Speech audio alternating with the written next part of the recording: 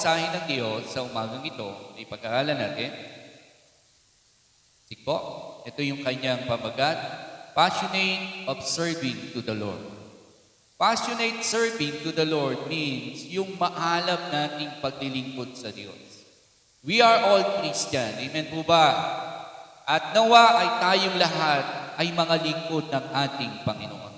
Tayong lahat ay naglilingkod sa Diyos. At ang paglilingkod na ito ay sinasala ng Panginoon. Nais niya yung maalab na paglilingkod. Hindi dahil pabor sa Kanya, kundi dahil ito ang kailangan ko, kailangan mo, kailangan natin. Sa panahon ng kaguluhan, sa panahon ng trahedya, sa panahon ng kaaway na nagtitriple time, pilit niyang inaalis sa larangan ng paglilingkod, ako, ikaw, tayong lahat.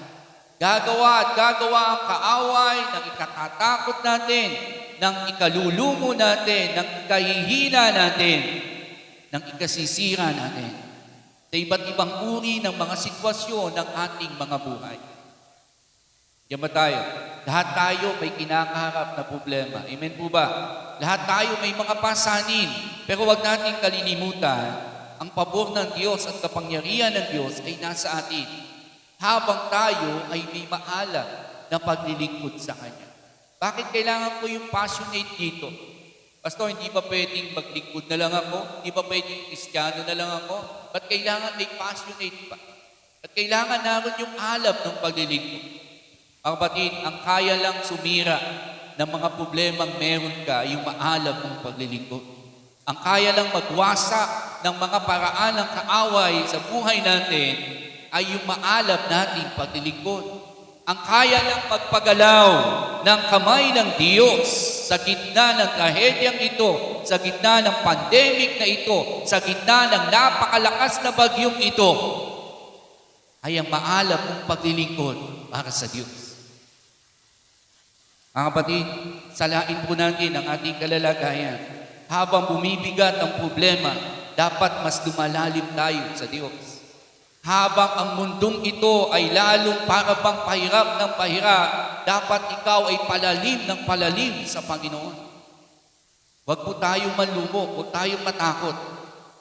Nakatala na yan, nakasulat na yan, na ang mundong ito ay pabulok ng pabulok, pasama ng pasama.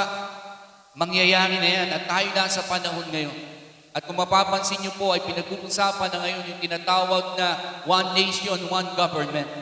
Na kung saan yung papa nila, hindi natin papa, ay nag-a-announce na ng unite sa iba't ibang reliyon at paniniwala.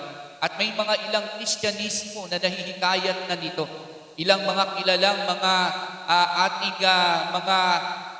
nagiging inspired ng ating pananampalataya na kinikilala noon, sila ay makasama na.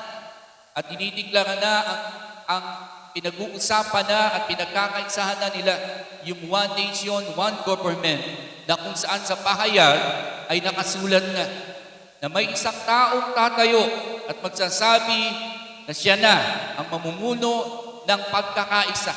Napakagandang pakinggan, pagkakaisa. Sino bang hindi makikisa? At ang agenda niya kaayusan patungo sa Diyos. Pero behind that, eto na po, nasa panahon na tayo ng tribulation na tinatawag. I declare that na ito na ang kalalagayan ng buhay natin ngayon. Na kung saan, yung pong tinatawag na national ID, bahagi na yan, kasama na yan. Kung sunod na dyan, ang ilan, may mga microchips na sa katawan, sa kamay. Dahil yung kahirapan, pinakikita na. Para lang makasurvive ka sa buhay na ito, dapat kaanib ka. Dapat kasama ka. Para mamonitor ka naman at wala ka ng privacy. Kung magbabasa po kayo ng pahayag, lahat na nangyayari sa kasalukuyan, naihula na. Ito ang kapangyarihan ng Diyos, mga kapatid. Kaya kung ang ating paglilingkod, aandap-andap. Kaya kung ang iyong relasyon kay Lord ay pagewang-gewang, ang iyong kalalagayan sa harap ng Diyos, kapatid, kawawa tayo. Maaga tayong kukunin at mahihila ng kaaway. Madali tayong madideceive. Madali tayong malilinlang. Kapagkat hindi ka na aware, hindi ka pa rooted ng salita ng ating Panginoon. Kaya ako bilang abang lingkod, ang tungkulin ko ay ipaalam sa atin ang ating katatagan. Ipaunawa sa atin na lalo tayo mas maging maalam sa paglilingkod sa Panginoon. Although maraming pangangailangan, maraming dapat unahin, pero sa lahat ng pangangailangan at lahat ng dapat mong unahin, nahuhuli ang Diyos. Kapatid, mahuhuli ka din. Dalawang word ang nais kong pagtingnan sa mahuhuli. Mahuhuli ka sa paglilingkod, mahuhuli ka ng kaaway.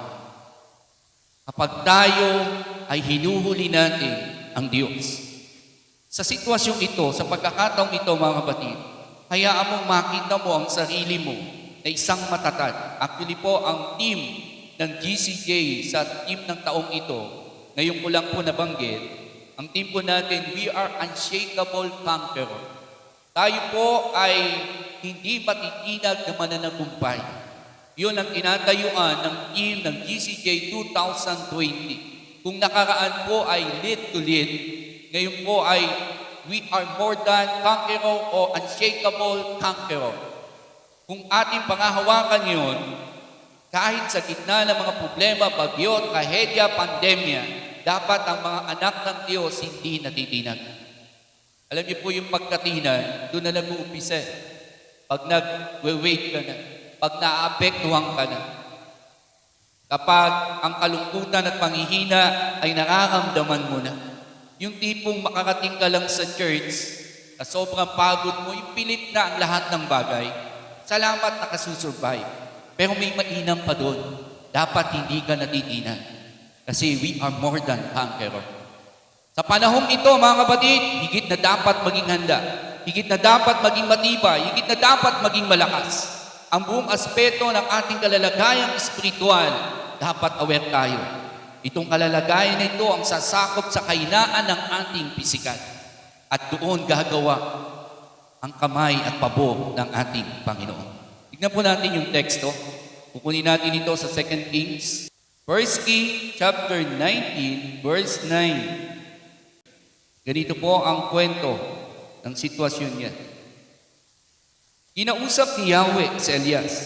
Pumasok siya sa isang yungib at doon nagpalipas ng gabi.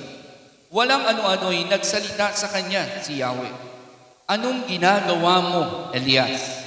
Sumagot si Elias, Yahweh, Diyos na makapangyarihan sa lahat. Ikaw lamang po ang pinaglilingkuran ko sa tanang buhay ko. Subalit sinira po ng bayang Israel ang kanilang kasunduan sa iyo. Winasak nila ang iyong mga altar at pinatay ang iyong mga propeta. Ako na lamang po ang natira. Pinaghahanap nila ako upang patayin din. 11. Gayon ang sagot sa kanya. Lumabas ka at tumayo sa ibabaw ng bato sa harapan ko. Pagkasabi nito'y dumaan si Yahweh at umihip ang napakalakas na hangin. Sumabog ang bundok at nagkadurog-durog ang mga bato sa lakas ng hangin. Ngunit wala sa hangin si Yahweh. Nang tumigil ang hangin ay lumindol. Ngunit wala sa lindol si Yahweh. Pagkalipas ng lindol ay kumidlat. Ngunit wala rin sa kidlat si Yahweh. Pagkalipas ng kidlat, narinig niya ang isang banayad na tinig. Lumabas Elias at tinakpan ng balabal ang kanyang mukha at naghintay sa bunganga ng kuweba.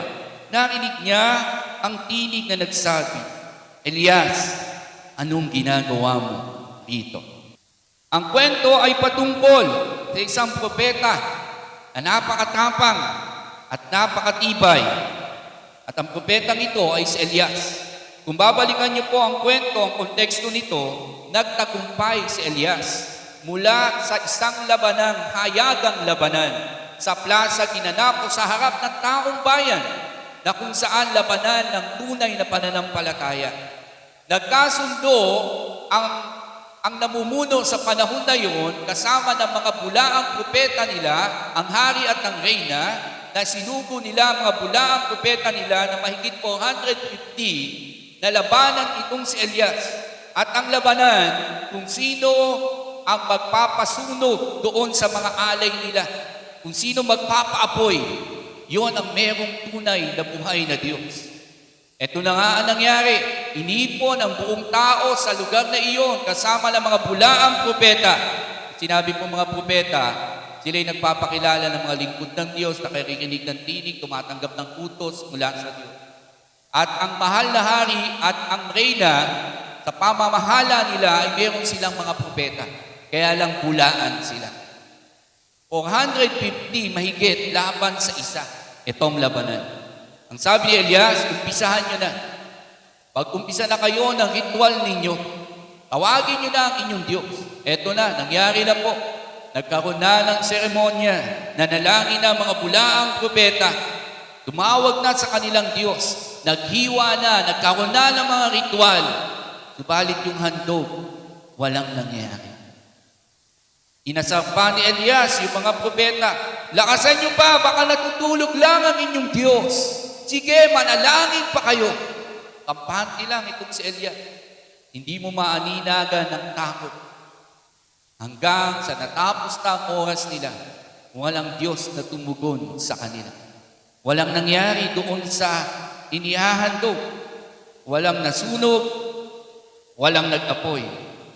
Wala ni kahit anumang pangyayari. Subalit nang si Elias na ay gumarap at nanalangin at tumawag sa ating Panginoon. Tingnan po natin yung kwento. Dito po sa 1830, dito ako manayos magsimula. Nagsalita si Elias sa buong bayan, lumapit kayo sa akin at nagsilapit ang lahat. Inayos niya ang altar ni Yahweh ng matagal nang nagho. Kumuha siya ng 12 bato, katumbas ng bilang ng mga lipi ni Jacob na binigyan ni Yahweh ng pangalan sa Israel. Ang mga batong ito'y ginawa niyang altar para kay Yahweh. Pinaligiran niya ito ng isang kanal na maaring maglaman ng 2 baldeng tubig. Isinaling niya ang mga kahoy at pinatay ang koro at ipinatong sa kahoy. Pagkatapos sinabi niya, kumuha kayo ng 4 na bangang tubig at ibuhos sa handog at sa kahoy. Ganun din nga ang ginawa nila. Buhusan ninyo, sabi ni Elias. At binuhusan nila ang isa pang buhos, utos ni Elias. 3 beses nga nilang binuhusan ng handog hanggang sa umagos ang tubig sa paligid ng altar, umapaw sa kanal. Nang ika-3 hapon ng siyang oras ng paghahandog, tumayo si Elias sa harap ng altar. Nanalangin, Yahweh, Diyos ni Abraham, Isaac at Jacob, patunayan po ninyo ngayon na talagang kayo ang Diyos ng Israel, ako ang inyong lingkod. Ginawa ko ang lahat ng ito sapagkat ito ang inyong utos. Pakinggan po ninyo ako, Yahweh, upang malaman ng bayang ito na kayo lang ang Diyos at nais nyo silang magbalik loob. 38. Noong hindi nagpababa ng apoy si Yahweh at tinupok ang handog ng kahoy at ang mga bato at sa lupa'y paligid pati ang tubig sa kanal ay natuyo.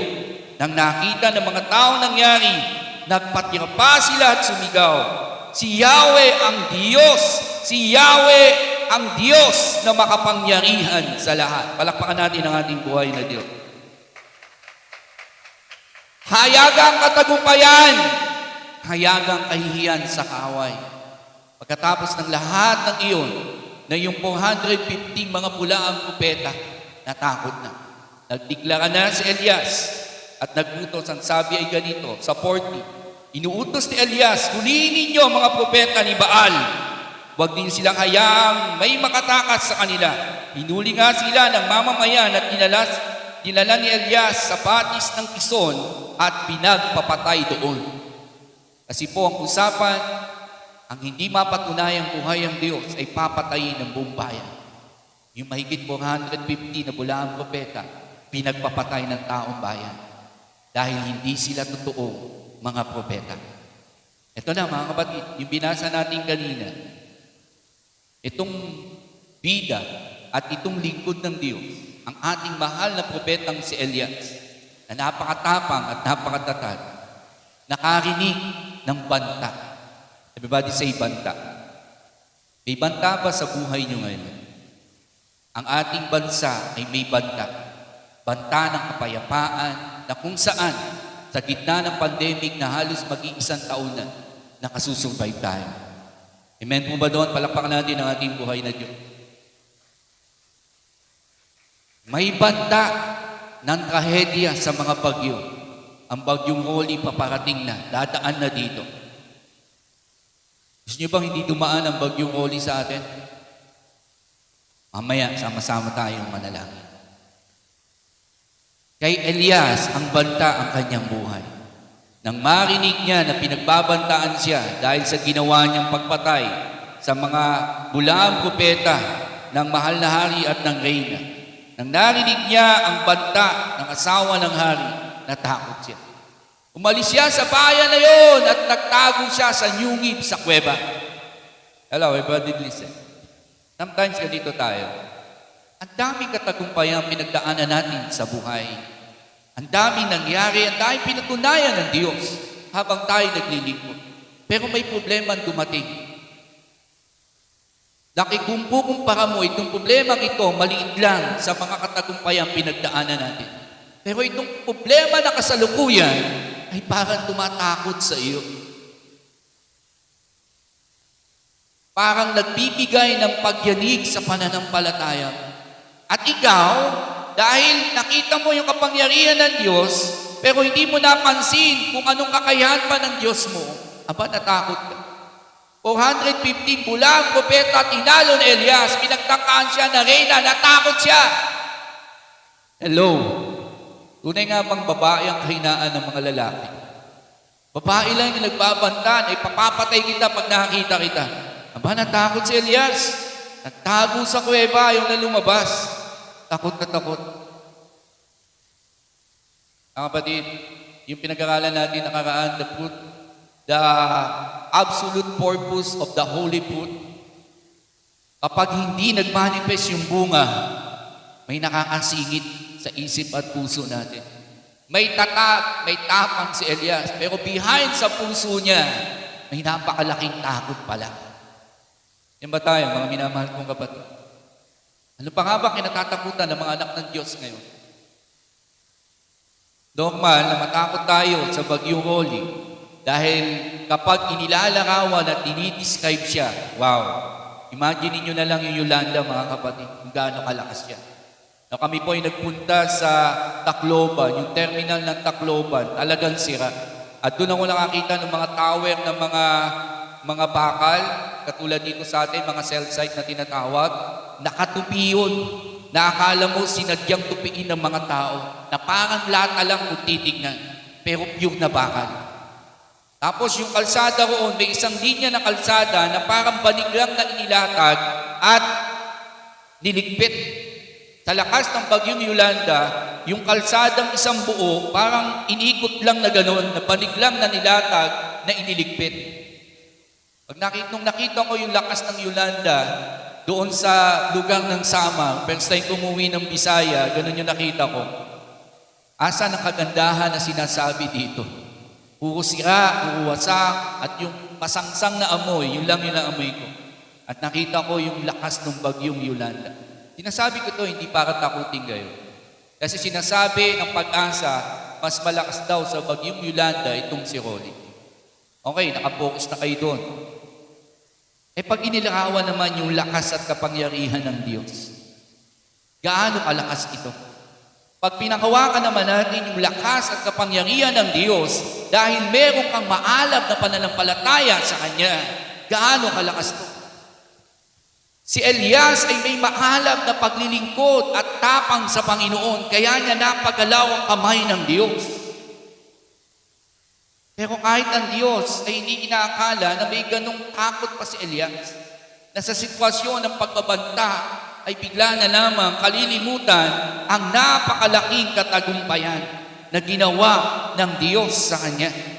Mga kapatid, sandata mo ang nakaraang katagumpayan sa kinahaharap na problema ngayon. Sandata natin ang mga victory na pinagtagumpayan natin sa sitwasyon na meron tayo ngayon. At sabi ng kantang inawit natin kanina, God is fighting for us.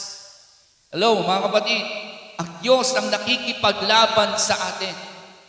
Ano yung kasunod na linya nun? Ano daw? God is fighting for us.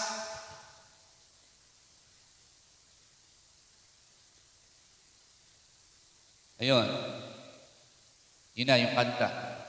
In Jesus' name, God is fighting for us. He has overcome. Yes, He has overcome.